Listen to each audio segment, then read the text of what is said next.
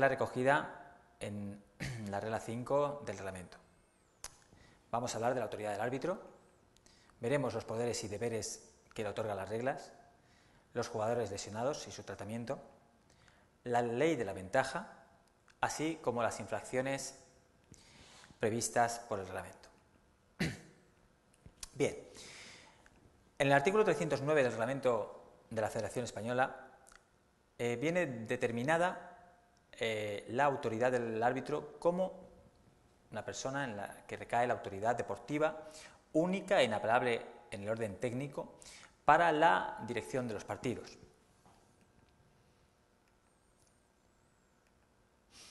En cuanto a sus poderes y deberes, sus facultades empiezan en el preciso instante en que entra en el recinto deportivo y no las abandona hasta que sale del mismo, conservándolas durante los descansos, interrupciones y suspensiones del partido.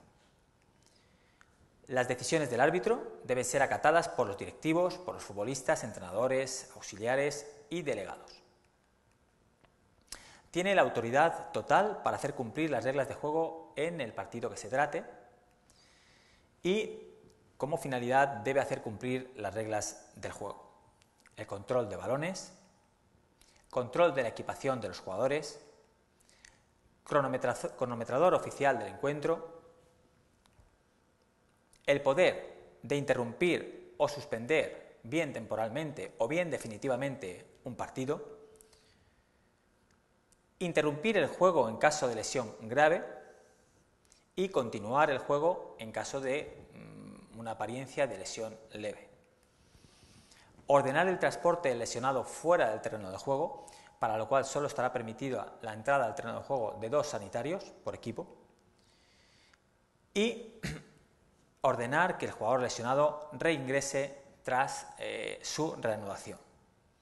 No antes, tal y como veíamos en el apartado de la regla 3 en cuanto a las entradas y reentradas, siempre y cuando el balón se haya puesto nuevamente en juego y el jugador acceda al terreno de juego por la línea de banda.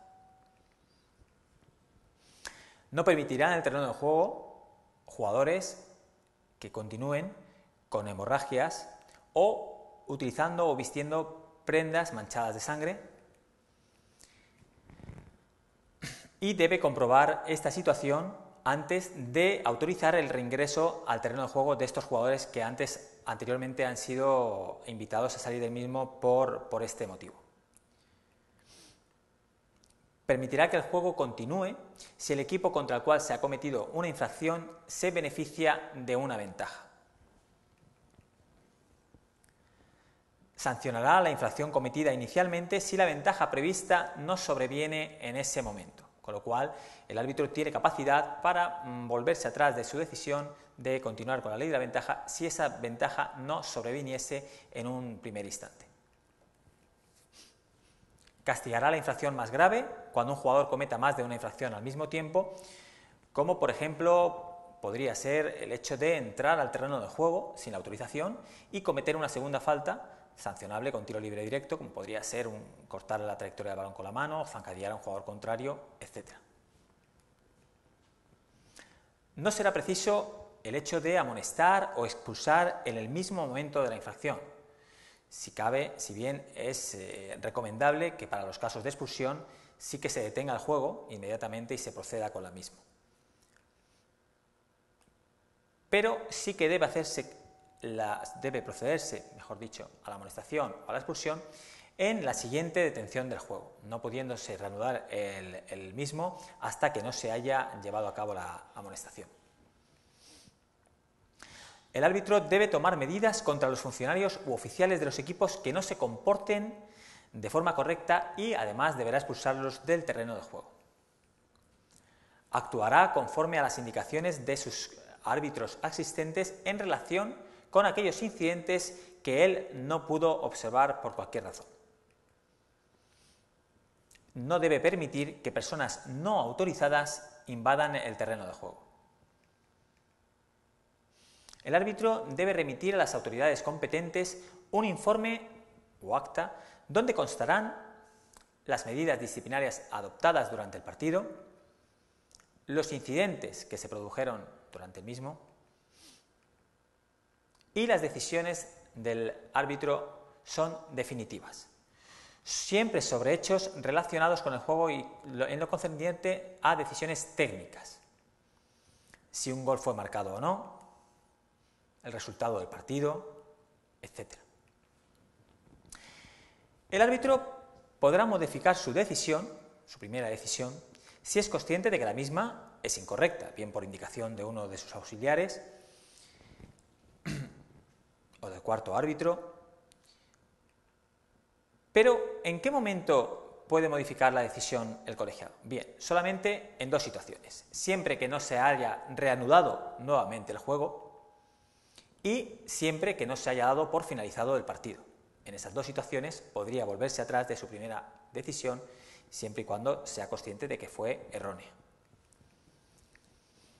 Si un objeto lanzado en un momento determinado del partido golpea en él, en un jugador, en un miembro del equipo arbitral también, en algún técnico, y considera ser grave el hecho, podrá suspender el encuentro.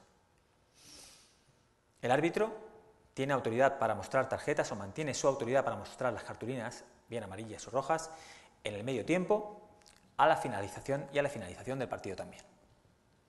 Así como en el tiempo suplementario o incluso en los lanzamientos de tiros desde el punto de penal. Ante una incapacidad temporal del árbitro, el juego podrá continuar bajo la supervisión de los árbitros asistentes hasta que el balón salga del terreno de juego. Si se produjese el sonido, un silbato de un sonido externo por medio de un silbato utilizado por un espectador en la grada, el árbitro deberá establecer un balón a tierra donde se encontraba el balón en el momento de dicha interferencia.